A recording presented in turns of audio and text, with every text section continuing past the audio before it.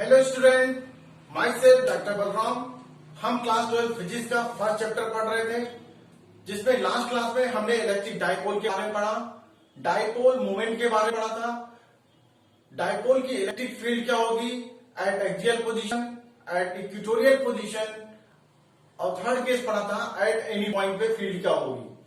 उसी क्लास को हम कंटिन्यू कर रहे हैं, जिसमें हम डायपोल के बारे में पढ़ेंगे कि जब किसी डायपोल को किसी यूनिफॉर्म इलेक्ट्रिक फील्ड में प्लेस करते हैं तो उस पर टॉर्क डेवलप होता है, उसकी वैल्यू कितनी होगी, उस पर फोर्स कितना लगेगा, डायपोल को इलेक्ट्रिक फील्ड में रोटेट कराने में कितना बर्डन लगेगा, और उस डायपोल में कितनी पोटेंशियल एनर्जी स्टोर होगी, उसके बारे में पढ़ेंगे। ठीक है बच्चों, लेट्स स्टार्ट द क्लास। सबसे पहले हम मैंने कहा कि कुछ केसेस हैं उसके बारे में थोड़ा पढ़ लेते हैं, 3-4 पॉइंट है उसके बारे में पढ़ लेते हैं जिसपे बेस्ड ऑब्जेक्टिव क्वेश्चन पूछे जा सकते हैं। जैसे हमने कहा कि मान लिया हमारे पास एक इलेक्ट्रिक डायपोल था, ठीक है, एक डायपोल था हमारे पास प्लस क्यू माइनस, ये डायपोल था, ठीक है, जिसकी पोल हमने कहते हैं डायपोल मूवमेंट कितना था भाई, P मान लेते हैं, ठीक है। डायपोल के सेंटर पॉइंट से r डिस्टेंस पे, ठीक है, डायपोल के सेंटर पॉइंट से r डिस्टेंस पे किसी पॉइंट P पे कोई दूसरा चार्ज पार्टिकल रखा हुआ Q, ठीक, पास में डायपोल के सेंटर पॉइंट से r डिस्टेंस पे कोई दूसरा चार्ज पार्टिकल रखा हुआ Q, तो इस चार्ज पार्टिकल पे लगने वाले फोर्स के बारे में हमको निकालना, ठीक है। What will be the force experience by the charge particle, ठीक है, it is placed r distance from a dipole. तो इसका कॉन्सेप्ट क्या होगा बच्चों, देखो हमने ये तो पढ़ रखा है कि जब किसी चार्ज पार्टिकल को किसी यूनिफॉर्म इलेक्ट्रिक फील्ड में प्लेस करते हैं तो उस पर एक फोर्स का एक्सपीरियंस होता है, और फोर्स की वैल्यू कितनी होती है, F equal to Q into E. Direction की बात करें, फोर्स की डायरेक्शन की बात करें तो डिपेंड करेगा नेचर ऑफ चार्ज पे। यदि पॉजिटिव चार्ज होगा तो फील्ड फोर्स लगेगा इन डायरेक्शन ऑफ फील्ड, और यदि नेगेटिव चार्ज पार्टिकल होगा तो इस पे फोर्स लगेगा opposite to the direction of electric field. ये बात समझ आ गई। चलो हमने कहा यहाँ पे कॉन्सेप्ट सेम लगाएंगे। एक तरीका क्या है कि इस चार्ज के कारण, ठीक है, डायपोल के प्लस चार्ज के कारण इस पॉइंट चार्ज पे कितना फोर्स लगने वाला है वो निकालें, फिर माइनस चार्ज के कारण इस प्लस चार्ज पे कितना फोर्स लगने वाला है वो निकालें, फिर दोनों फोर्स को हम सुपर पोजिशन प्रिंसिपल से ऐड करते हैं, तो हमको resultant force experience by charge particle Q at P हमको पता चल जाएगा। दूसरा तरीका क्या है कि इस पॉइंट पे P पॉइंट पे हम इलेक्ट्रिक डायपोल की फील्ड निकाल लें, तो उस फील्ड से इस चार्ज को मल्टीप्लाई करते तो हमको फोर्स आ जाएगा।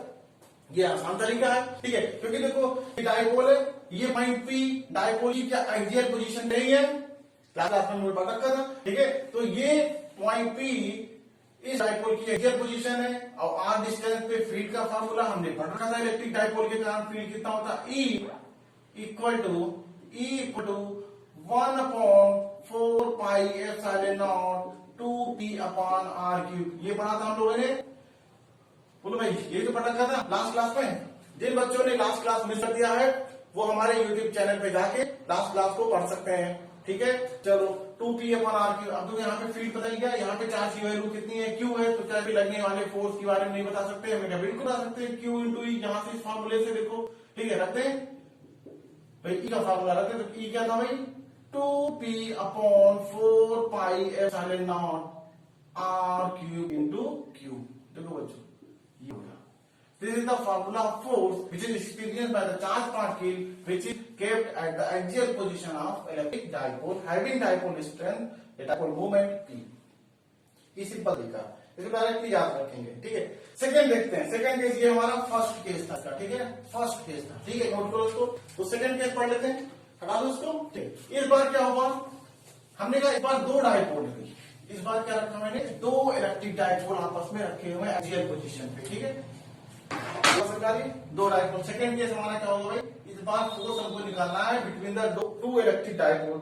हमने कहा चलो यहाँ पे एक डायपोल रखा जिसकी डायपोल स्ट्रेंथ में मान लिया कितना भाई, P1 है, ठीक है, P1 है, ठीक है। दूसरा डायपोल रखा हुआ है एक्सियल पोजीशन पे जिसकी डायपोल मोमेंट कितना मान लेते हैं हम, P2 मान लेते हैं भाई, समझना। ये डायपोल 1, ये डायपोल 2, ठीक है, डायपोल 2, और दोनों के सेंटर से सेंटर पॉइंट की डिस्टेंस हमने r मान लिया, ठीक, कितना मान लेते हैं, r मान लेते हैं, ठीक है। तो हमने कहा कि what will be the force experienced by the second dipole due to 1 and vice versa. Force experienced by the dipole 1 due to dipole 2 निकाल सकते हैं, बिल्कुल निकाल सकते हैं। देखो बच्चों, अच्छा बताओ, इसमें फिर वही तरीका कि फर्स्ट डाइपोल के कारण सेकेंड डाइपोल के मिड पे फील्ड कितना होने वाला है, तो E1 लिखते हैं। Electric field due to dipole 1 क्या होने वाला है, देखो क्या इस डाइपोल के लिए ये पॉइंट उसका एक्सियल पोजीशन नहीं है, बिल्कुल है। फार्मूला होता है 2p1 upon 4 pi epsilon naught r cube. ये तो पढ़ा होगा, बिल्कुल पढ़ा है। दूसरा हमने कहा एक फार्मूला होता है बच्चों, फोर्स निकालने का एक फार्मूला क्या होता है कि फोर्स होता है इलेक्ट्रिक पोटेंशियल एनर्जी ग्रेडियंट। ठीक है, इलेक्ट्रिक पोटेंशियल एनर्जी ग्रेडियंट हमको क्या देगा, फोर्स के बारे में बताता है। समझ आ गई, जो इलेक्ट्रिक पोटेंशियल एनर्जी ग्रेडियंट हमको क्या देगा, फोर्स के बारे में बताएगा। ठीक है, चलो तो हमने कहा कि तो क्या करें, हम सेकेंड डाइपोल की पोटेंशियल एनर्जी जान सकते हैं। ठीक है, होता क्या है पोटेंशियल एनर्जी, माइनस का P into E cos theta. क्या होगा, जब किसी इलेक्ट्रिक डाइपोल की किसी यूनिफॉर्म इलेक्ट्रिक फील्ड में रहती है उस पर पोटेंशियल एनर्जी कितनी आती है, माइनस का P कॉस थीटा। थीटा क्या है, the angle between dipole moment and electric field. इसको अभी लास्ट में पढ़ेंगे बच्चों, अभी आज इसी लेक्चर में पढ़ेंगे, लेकिन अभी फिलहाल के लिए इसको याद रखो, माइनस का P कॉस थीटा होता है। ठीक है, चलो तो जैसे बताओ यहाँ पे ये डाइपोल मोमेंट किसका होगा, सेकंड का, क्योंकि सेकंड की एनर्जी निकालने जा रहे हैं। ठीक है, सेकंड डाइपोल का, और ये फील्ड किसी होगी ड्यू टू दैट 1। ये देखो ध्यान से। ठीक है, अब देखो एंगल की बात करते हैं। एंगल क्या होगा, हमने कहा एंगल जो होगा, देखो डाइपोल पहला और सेकंड डाइपोल दोनों क्या है, एक्सियल पोजीशन है। बताओ फील्ड, इसकी फील्ड भी इस डायरेक्शन में लगेगी और डाइपोल मूवमेंट सेकंड का भी उसी डायरेक्शन में, कि नहीं देखो ध्यान से, ये फील्ड की डायरेक्शन ड्यू टू द 1 और डाइपोल मूवमेंट सेकंड की कितनी उसी डायरेक्शन में। तो एंगल कितना दिख रहा है यहाँ पे, थीटा 0 दिख रहा है, तो cos 0 की वैल्यू क्या हो जाएगी, सिंपल 1 हो जाएगी। तो देखो आगे बढ़ाए, तो आगे बढ़ाते हैं तो क्या हो गया, माइनस का P2E1 बोलो, लिख सकें इसको, ये चलो वैल्यू रख देते हैं यहाँ से E1 की। तो U इक्वल टू क्या बन के आ गया भाई, माइनस का P2, इसकी वैल्यू क्या 2p1 upon 4 pi epsilon naught r cube. बोले इसमें आगे अब फोर्स क्या है, फोर्स का फॉर्मूला इस u की वैल्यू यहाँ पे रखते हैं। ठीक है, इस इक्वेशन में रहते हैं, फोर्स आ जाएगा F equal to minus d upon dr, इसकी वैल्यू ब्रैकेट में क्या रखा, माइनस का p1 p2, इसको 2 लगा दे, upon 4 pi epsilon naught r cube. बोलिए इसमें आ रहा है 2p1 p2 upon 4 pi epsilon naught r cube. ये बात समझ आई। चलो जो कांस्टेंट है उसको बाहर निकालते हैं, बाहर निकाल भाई, 2p1 p2 क्या, 2p1 p2 upon 4 pi epsilon not constant है, बाहर निकाला तो माइनस का 2p1 p2 upon 4 pi epsilon not, अंदर क्या बचा, माइनस बाहर ले लिया, अंदर क्या बचा हमारा, देखो जानते, तो d अपॉन dr ब्रैकेट में 1 अपॉन r क्यूब। तो ये समझ में आ रही बात। चलो हमको क्या करना है, हम फोर्स निकाल लिए हैं, बस इसका डिफरेंशिएशन करना है, इस क्वांटिटी का डिफरेंशिएट करते हैं, इस वैल्यू रखते हैं, तो हमारा आंसर आ जाएगा। ठीक है, चलो इसका डिफरेंशिएशन यहाँ पे देखते हैं। ठीक क्या होगा, ये तो बहुत सिंपल है, d upon dr 1 upon r cube लिख रहा है ये। इसको हमने क्या किया, क्या हम इसको सही बनाओ, सही से बनाओ इसको, ठीक हो, हमने क्या किया, इसको हम इस फॉर्म में लिख सकते हैं। देखो क्या इस फॉर्म में लिख सकते हैं, अपॉन के ऊपर तो पावर माइनस आ गया। ठीक है, सिंपल। डिफरेंशिएशन में क्या पढ़ रखा होगा, डिफरेंशिएशन में क्या होता है, पावर से मल्टीप्लाई करें, फिर पावर में 1 माइनस करके ऐसा सीखते हैं। तो पावर से मल्टीप्लाई किया तो -3, ठीक है, r की पावर -3 -1। ठीक है, यही क्या मैंने, ठीक, ओवरऑल क्या बन के आ गया, -3 r की पावर -4, इसको सिंपली फॉर्म में करें तो -3 अपॉन r की पावर 4। ठीक है, तो ये वही बात, तो मतलब क्या हुआ कि हम इसकी जगह पे किससे रिप्लेस करते हैं, माइनस का 3 अपॉन r की पावर 4 रख देते हैं, हमारा आंसर आ जाएगा। ठीक, चलो देखो इसको इसी में कर देते हैं। ठीक है, तो f इक्वल टू क्या बन के आया, देखो ध्यान से, माइनस, देखो यहाँ पे माइनस और ये माइनस होगा, आपस में प्लस हो जाएगा। ठीक है, 3 इंटू 2 कितना हो गया 6, p1 p2 अपॉन नीचे क्या बचा 4 पाई एप्सिलॉन नॉट r की पावर 4। ये ध्यान देने वाली बात। ठीक है, तो ये क्या है, फोर्स ऑन 2 ड्यू टू 1। ठीक है, force on dipole 2 due to dipole 1। और इसी तरह 1 वाला भी सेम एक्सपीरियंस करेगा। ठीक, ये बात समझ, तो इसको डायरेक्टली याद रखेंगे तो हमारा ऑब्जेक्टिव क्वेश्चन सॉल्व तुरंत हो जाएगा। ये बात समझ आ गई। चलो एक थर्ड केस पढ़ते हैं, थर्ड सी पार्ट। हमने क्या इस बार क्या किया, दो डाइपोल अभी भी हैं, दो डाइपोल भाई अभी भी है, लेकिन दो कैसे हैं, म्यूचुअली परपेंडिकुलर है इनका। ठीक है, दो डाइपोल है इलेक्ट्रिक डाइपोल, दोनों कैसे हैं, म्यूचुअली परपेंडिकुलर। तो निकल गया force due to dipoles which are mutually perpendicular to each other। इस केस में फोर्स के लिए डायरेक्टली फार्मूला रखते हैं बच्चों, इसको याद रखना 3p1p2 upon 4 pi epsilon naught r की पावर 4। ये बात समझ आ गई। तो वो होता है क्या बच्चों, एक होता है डेरिवेशन करके फार्मूला जनरेट करना, एक होता है डायरेक्टली याद रखेंगे। हाँ, लेकिन ये याद रखना किस कंडीशन में हमने उसको डेराइव किया, वो जरूर याद रखना है। ठीक है बच्चों, एक्चुअल में ये फार्मूला डायरेक्टली याद रहेगा तो हमारा टाइम बचेगा ना, अपनी वैल्यू को पुट करेंगे क्वेश्चन की वैल्यू को, सीधा सीधा आंसर निकाल लेंगे, इतना वैल्यू कौन डेराइव करेगा वहां पे। ठीक है, तो डायरेक्टली याद तो हमारा टाइम बचेगा, तो इसको याद रखना। ठीक है, ये बात समझ आ गई। चलो, तो हमने क्या देखा कि जब दो जल्दी स्क्रीनों के बारे में देख लेते हैं। फर्स्ट कंडीशन में क्या देखा हमने कि एक डाइपोल के कारण किसी दूसरे चार पार्टिकल पे कितना फोर्स लग रहा है, तो उस केस में हमारा जो फोर्स था वो r की पावर 3 के प्रोपोर्शनल था। देखो ध्यान से, बात समझ आ गई। ठीक है, सेकंड कंडीशन में दो डाइपोल आपस में एक्सियल पोजीशन पे थे, उसके जो फोर्स था वो r की पावर 4 से इनवर्सली प्रोपोर्शनल था कि नहीं, देखो ध्यान से ये। और थर्ड केस में भी सेम चीज हमारा, जब डाइपोल लेके उस कंडीशन में क्या था भाई, डाइपोल म्यूचुअली परपेंडिकुलर था। ये देखो उस केस में भी फोर्स था वो r की पावर 4 पे इनवर्सली प्रोपोर्शनल था। ठीक है बच्चों, तो ये थोड़ा सा बेसिक था, इसके बारे में कभी कभी क्वेश्चन पूछा गया है, तो इसको कर लेते हैं। चलो अब आगे बढ़ते हैं। क्या, torque on electric dipole in uniform electric field. Torque on dipole in uniform electric field. ठीक है, तो हमने क्या बोला कि किसी रीजन में मान लिया यूनिफॉर्म इलेक्ट्रिक फील्ड लगा हुआ था। ठीक है, एक ये रीजन था जहां पे एक यूनिफॉर्म इलेक्ट्रिक फील्ड ई लगा हुआ था। जैसे ही मैंने यहाँ पे कोई एक डाइपोल इंटर कराया, डाइपोल के बारे में हमने लास्ट वीडियो में पढ़ा था कि क्या होता है, इसमें two equal and opposite charge को बहुत ही स्मॉल डिस्टेंस पे रखे जाते हैं। ठीक है, तो दो चार्ज है, दोनों की वैल्यू कितनी Q, बट साइन सा अपोजिट है। ठीक है, हमने कहा ये डाइपोल का मिड पॉइंट है O, मिड पॉइंट से फर्स्ट चार्ज डिस्टेंस L और मिड पॉइंट से सेकेंड चार्ज की डिस्टेंस भी L है। मतलब क्या हुआ, डाइपोल की बीच डिस्टेंस कितनी 12 है। जैसे ही ये डाइपोल यूनिफॉर्म इलेक्ट्रिक फील्ड में इंटर करता है तो इस पे एक फोर्स लगेगा, इस प्लस चार्ज पे फोर्स लगेगा इन the direction of electric field. उसकी वैल्यू कितनी होगी, Q इंटू E होगी। ठीक है, अच्छा इस नेगेटिव चार्ज पे भी फोर्स लग रहा होगा, कितना, हमने वैल्यू तो सेम होगा, कितना Q इंटू E, लेकिन डायरेक्शन क्या लिखा है, opposite to the direction of electric field. क्या समझ में आया, दो फोर्स इक्वल मैग्नीट्यूड पर डायरेक्शन अपोजिट, तो नेट फोर्स कितना होने वाला है डाइपोल। ठीक है, तो हमने क्या बोलेंगे, नेट फोर्स ऑन डाइपोल क्या होने वाला है, हमने कहा दो फोर्स लगा, पॉजिटिव पे in the direction of electric field value कितनी Q इंटू E, नेगेटिव पे opposite to the electric field कितना Q इंटू E, तो नेट F1 प्लस F2 मिलके क्या देगा हमको, F नेट देगा। ठीक है, अब देखो वेक्टर सम कर दें तो QE minus QE equal to 0। इसका मतलब क्या हुआ कि जब इलेक्ट्रिक डाइपोल को किसी यूनिफॉर्म इलेक्ट्रिक फील्ड में रखेंगे तो उस पे नेट फोर्स कितना होने वाला है, 0 होने वाला है। ठीक है, कंडीशन क्या है, फील्ड कैसी होनी चाहिए, uniform.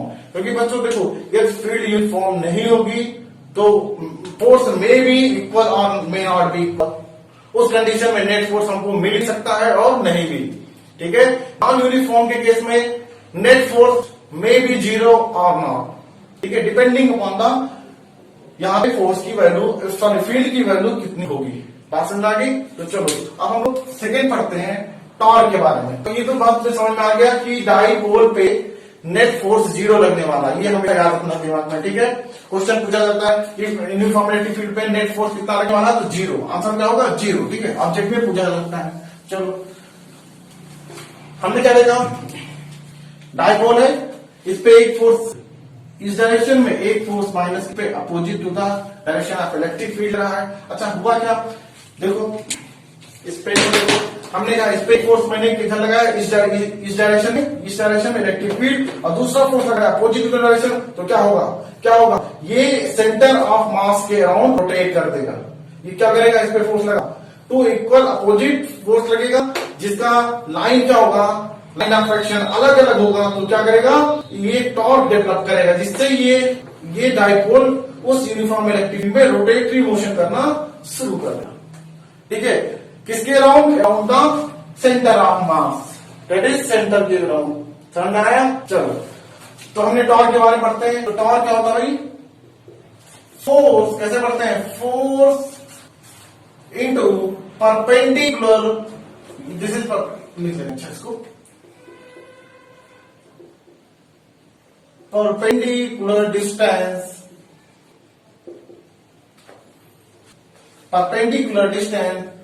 from axis of rotation।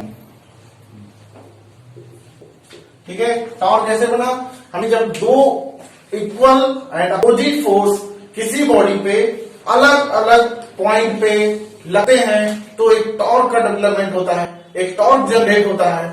ठीक है, दो फोर्स थे डायपोल पे, एक फोर्स लगा in the direction of electric field, एक लगा opposite to the direction of electric field, लेकिन फोर्स का जो एक्शन है, एक्शन पॉइंट क्या है, अलग अलग है।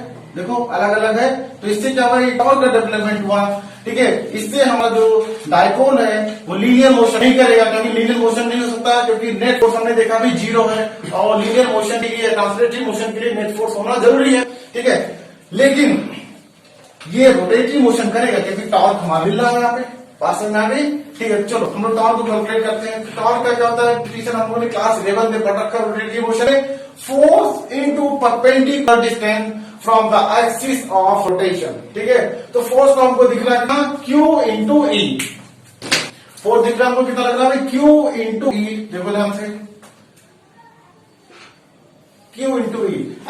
ये है हमारा क्या, एक्सिस ऑफ रोटेशन, ये क्या हमारा एक्सिस ऑफ रोटेशन, ये रहा होगा, फोर्स लगेगा इधर, ये फोर्स इधर, तो ये करेगा इस तरह क्लॉकवाइज मोशन शुरू कर देगा, ये क्लॉकवाइज। ठीक है, ये इधर लगेगा। ठीक है बच्चों, फोर्स, ये एक्सिस ऑफ रोटेशन होगा हमारा। ठीक है, बताओ निकल, force into perpendicular distance from the axis of rotation. अब देखो ये हमारा एक्सिस ऑफ रोटेशन है, ये फोर्स है, तो इसका परपेंडिकुलर डिस्टेंस कौन सा होगा, ये देखो, तो this distance will be the perpendicular distance. ठीक है, तो हमने कहा देखो, ये हमको थीटा मान लेते हैं, इसको क्या मान लेते हैं, मान लिया कि डाइपोल जो हमारा इलेक्ट्रिक डाइपोल है, इलेक्ट्रिक फील्ड के कितना थीटा डिग्री पे है इस समय। ठीक है, तो हमने कहा यदि ये थीटा है तो ये परपेंडिकुलर डिस्टेंस क्या बनेगा, L साइन थीटा, और ये वाला डिस्टेंस कौन सा बनेगा, L कॉस थीटा।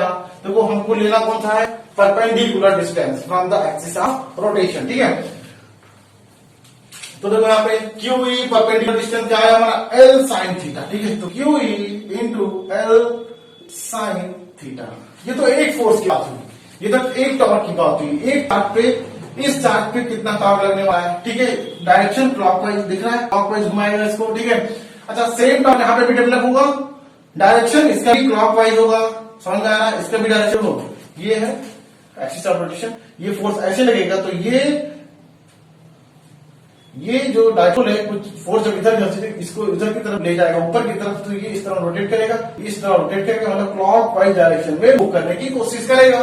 ठीक है, तो एक टॉर्क हमको मिला था because of plus Q charge, और सेकेंड टॉर्क मिलेगा because of minus Q charge. तो QE into L sine theta plus QE into L sine theta है। देखो इसका भी perpendicular distance from the axis of rotation कितना है, देखो ध्यान से, ये एंगल क्या होगा, थीटा होगा ना, यदि ये L है तो ये component angle L cos theta, और ये क्या आएगा L sin थीटा। तो मतलब टोटल डाइपोल पे दो टॉर्क लग रहे हैं, दोनों कैसे, क्लॉकवाइज डायरेक्शन में, तो क्या करेंगे, ऐड कर देंगे, तो QE L sin थीटा ये प्लस के कारण, और QE L sin theta minus Q के कारण। ठीक है, तो नेट टॉर्क क्या आने वाला है, 2QE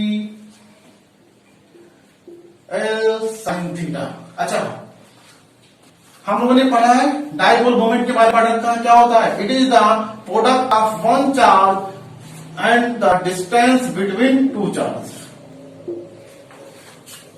टू की वैल्यू क्या बोलेंगे, डाइपोल मोमेंट पी से रिप्रेजेंट कर सकते हैं कि नहीं, तो चलो इसे इक्वेशन में देखो, 2q और a की जानकारी तो मैं p इंटू ई साइन थीटा, ठीक है, ये टॉर्क।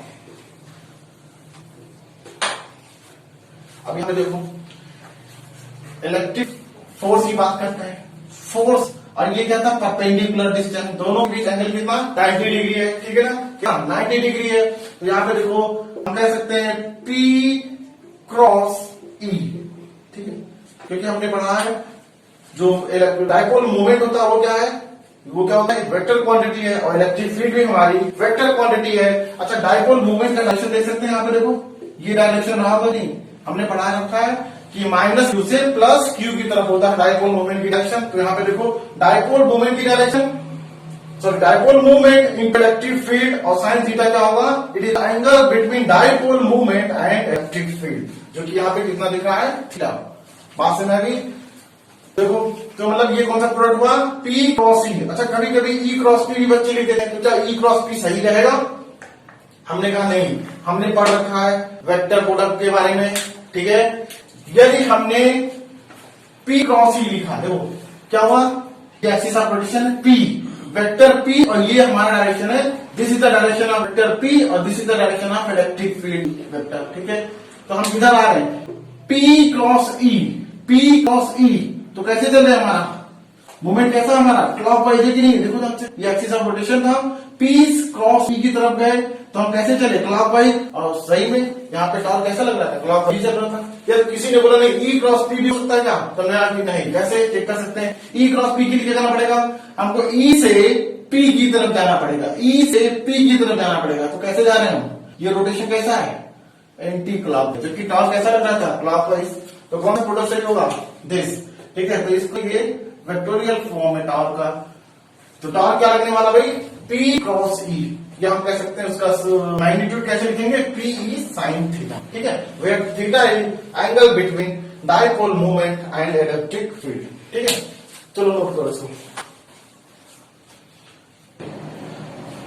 चलिए, तो इसमें कुछ डिफरेंट केसेस देखते हैं, अलग अलग केसेस क्या हो सकते हैं इसमें, ठीक है। तो स्मार्ट आर्गुमेंट,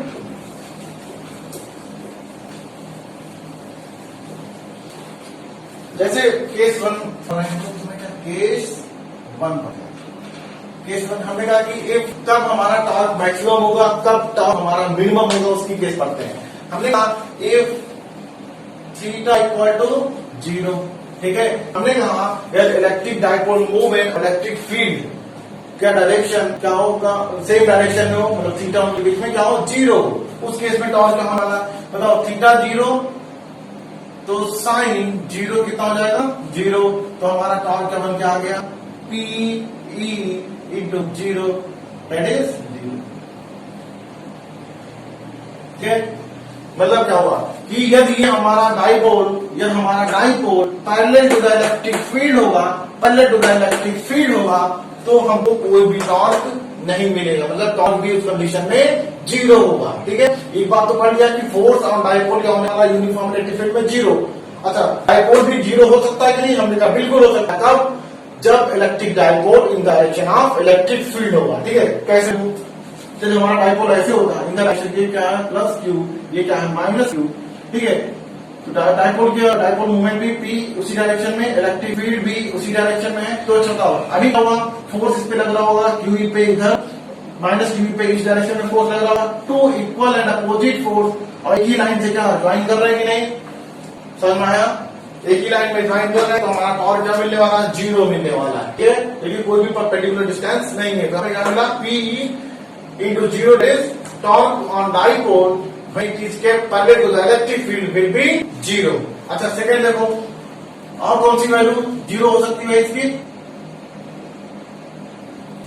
कौन सी, 180, ठीक है, साइन 180 की वैल्यू, ठीक है। यहाँ पे थीटा 0 है, सेकंड कंडीशन है, हमने कहा थीटा 180 हो, तो उस कंडीशन में क्या होने वाला है, देखो ध्यान से, तो torque tau equal to PE sine 180, sine 180 मतलब sine 90 plus 90, sine 90 plus 90 cos 90, मतलब इस केस में भी 0।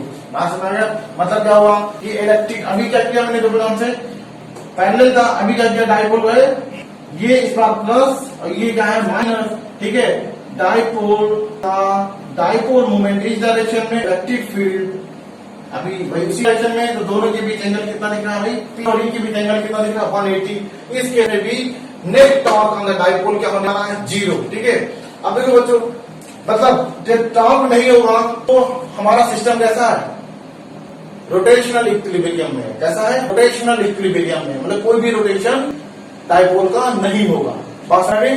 तो ये दोनों कंडीशन किसकी है? Stable equilibrium. एक है स्टेबल इक्विलिब्रियम की, जो कि net force as well as torque in this case क्या है 0 है, ठीक है। लेकिन बच्चों इस कंडीशन में देखा जाए, ये भी इक्विलिब्रियम की ही कंडीशन है, लेकिन ये कौन सी इक्विलिब्रियम है? अनस्टेबल है। कौन सी? Unstable equilibrium. क्यों? अभी बताते हैं इसको। देखो क्या है, स्टेबल और अनस्टेबल इक्विलिब्रियम को कुछ इस तरह भी डिफाइन करते हैं। जैसे यदि हमने पे थोड़ा सा फोर्स, जब डाइपोल हमारा पहले टू द इलेक्ट्रिक फील्ड था, थोड़ा सा भी फोर्स आके उसको उसकी पोजीशन से डिस्प्लेस करते हैं, ठीक है। लेट हमने ऐसे कर दिया, थोड़ा सा डिस्प्लेस, तो क्या होगा, इस पे फोर्स लगेगा इस डायरेक्शन में, इस डायरेक्शन में, और क्या करेगा, इसको स्टेबिलिटी की तरफ लाने की कोशिश करेगा, ठीक है। ये जो टॉर्क डेवलप हुआ because of the imbalance of the dipole, ठीक है, तो वो क्या करेगा, उसको फिर से उसको पहले टू द इलेक्ट्रिक फील्ड लाने की कोशिश करेगा, क्योंकि वो पहले से स्टेबल है। भाई जो स्टेबल है वो उसको थोड़ा मूव भी कराएंगे तो फिर से वो अपनी पोजीशन वापस आएगा कि नहीं नहीं हम तो स्टेबिलिटी पहले से थे। लेकिन वहां पे बहुत जब हमारा डाइपोल एंटी पैरेलल होगा, ठीक है, उस कंडीशन में क्या होगा, हमने कहा मान लो ये था, ये पोजीशन थी, हमने इसको थोड़ा सा फोर्स देके रोटेट करा दिया। अच्छा, जैसे डाइपोल इस कंडीशन में आया, सेकंड कंडीशन में इस पे एक फोर्स लगेगा इस डायरेक्शन में, in the direction of electric field, इस माइनस वाले चार्ज पे फोर्स लगेगा, ठीक है, किस तरफ, opposite to the direction of electric field. आप देखो थोड़ा सा रोटेट कराए तो क्या करेगा, वो जैसे ही रोटेट हुआ तुरंत ही वो अपना मूव करेगा, ये अपने आप को फिर से parallel to the electric field लाने की कोशिश करेगा। तो मतलब क्या, थोड़ा सा डिस्टर्ब करने पे इसकी इक्विलिब्रियम का बिगड़ गया ना, इसीलिए इसको बोलते हैं कंडीशन को अनस्टेबल इक्विलिब्रियम। बात समझ आ गई? अरे टॉर्क और फोर्स 0 था, ठीक है, लेकिन 180 डिग्री पे, या हम कह सकते हैं opposite to the electric field की डायरेक्शन में डाइपोल यदि रखा हमने, तो वो अनस्टेबल इक्विलिब्रियम कंडीशन हो गई, और when parallel to the electric field लगता तो वो स्टेबल इक्विलिब्रियम की कंडीशन होगी। चलो ये बात समझ में। सेकेंड केस देखते हैं। इफ थीटा इज 90 डिग्री या 270 डिग्री, ठीक है, थीटा 90 डिग्री हो या 270 डिग्री हो, उस केस में देखो ध्यान से, टॉर्क क्या होने वाला है, टॉर्क क्या होगा, पी साइन 90, ठीक है, P साइन 90, तो मतलब क्या होगा, P इंटू ई, साइन 90 की वैल्यू 1 आ गई, ठीक है। तो मतलब ये टॉर्क क्या होगा, मैक्सिमम, ठीक है। यदि हम डाइपोल को इलेक्ट्रिक फील्ड के परपेंडिकुलर रखते हैं तो उस समय उस पर मैक्सिमम टॉर्क लग रहा होगा, वो कितना, P इंटू ई, P इंटू ई लग रहा होगा। बात समझ आ गई? तो ये मैक्सिमम, तो ये कौन सा टॉर्क मैक्सिमम है, तो कैसा होगा, ये अनस्टेबल होगा, कैसा होगा, अनस्टेबल कंडीशन होगी उसकी, ठीक है। मतलब वो अपने आप पे नेट टॉर्क लगेगा और उसको किधर लाने की कोशिश करेगा, स्टेबिलिटी की तरफ, दैट इज पहले इलेक्ट्रिक फील्ड आने की कोशिश करेगा। तो यहाँ पे दो कंडीशन होगी, बहुत सिंपल है, थीटा आपको अलग अलग देगा, ठीक है, आपको पी दिया होगा, ई दिया होगा, तो हम नेट टॉर्क निकाल सकते हैं कितना लग रहा है डाइपोल पे, ठीक है। तो इसको नोट कर लो।